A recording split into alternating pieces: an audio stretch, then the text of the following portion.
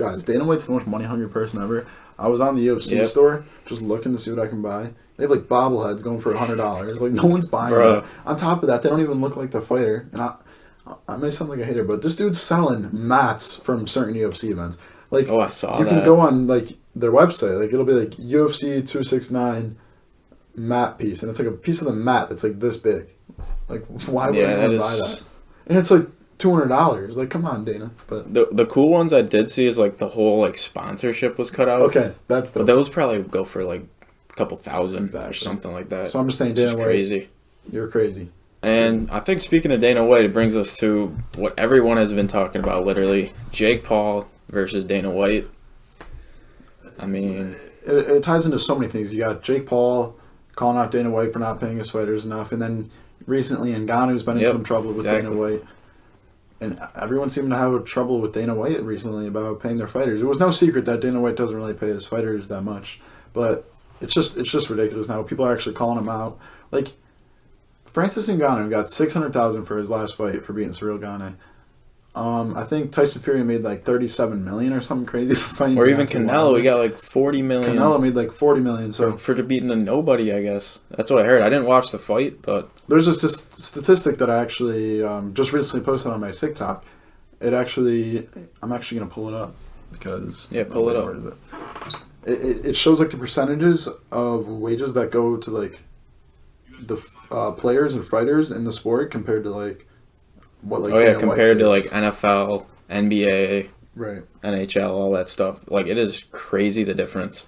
Because I want to say it was like 1.8 million paid out to the fighters on the 270 card. So percent of revenue paid to athletes. So MLB is actually at the highest. They give the revenue to 54% is to the players.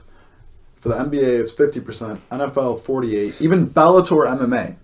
Let's be honest. Not a lot of people watch that. Nope. Like, no, I never have. But like, as just a UFC fan, like I'm not watching Bellator yet. Nah. No shade to it, but they don't even have any drug testing in place whatsoever. So like, you don't even know what you're watching really. But they pay their fighters 44.7% of their revenue. And then you see UFC, 16%. That's less, like, even if you double that, it doesn't even equal to what Bellator pays their fighters in terms of revenue. So, that's just absurd. That should be at least, like, 40, right? I mean, it's not like that you have to copy other companies, but it just goes to, especially because UFC is on top right now. Like, it's getting more watches than, like, pretty much anything right now. If you look at what it's pulling in terms of numbers, like, I think it, like, almost doubled Canelo. There was a fight, Canelo was fighting on the same card of... At the same night as Rose versus Zhang Weili. Yeah. And that was 268, right? Yeah, I'm pretty sure UFC almost doubled it. Yeah, I mean, even Dana White got caught watching that while Rose Namajunas fought Zhang Weili. Remember that? He admitted to not paying for it. Like, come on, that's absurd. We kind of went off on a little rant there, but either way, Jake Paul versus Dana White. Yeah, I mean, the diss track came out. Did you watch it? I didn't watch the music video, but I heard it. I was gonna use it. I mean, he comes at Masvidal, Connor, Diaz. Oh, he comes at everyone. Oh, Dana. Like, let us know. What do you guys think? Do you think Dana White needs to pay his fighters? Because here's what I think needs to happen. I think the minimum pay for fighters needs to be higher.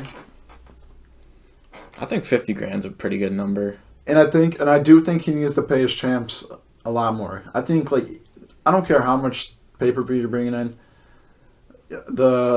You should at least be making $1 million as champ. Like, yeah, I mean, a quarterback's making that much per game. You know what I mean? They're playing 18 games a year. Like, what? And I see a lot of people when I bring up, like, how Dana White's scamming his fighters, people say, do it.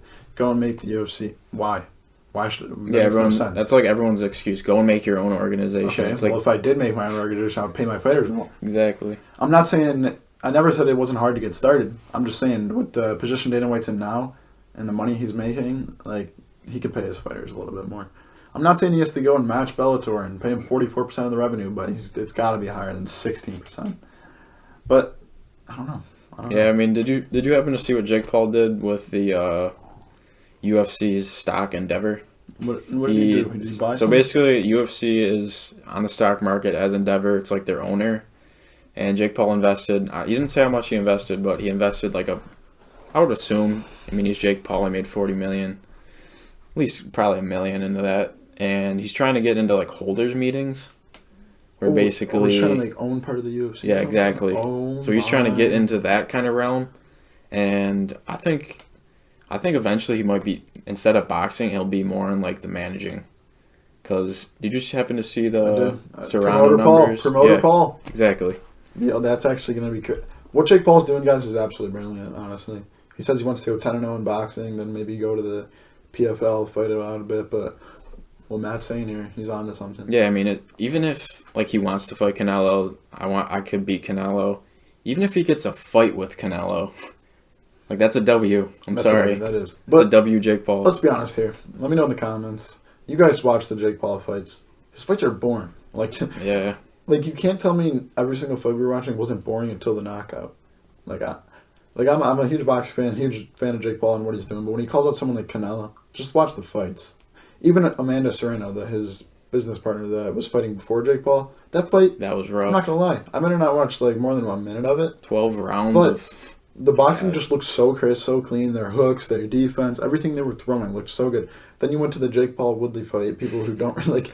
Let's be honest, guys. That was just embarrassing. That fight was boring until the knockout. So Jake Paul, Canelo, I think he's crazy, but he's doing it. Who smart. knows? Yeah, I mean he's doing it right. Obviously, boxing has kind of lost its traction as the years progressed, and I feel like UFC is probably getting a lot of like the fans. It is a lot bigger. Like let's say boxing back then is kind of like the UFC now. UFC is huge because you had like I feel like the stars now like Usman, Izzy. Right? They're so... That could have been like the last generations like Mike Tyson.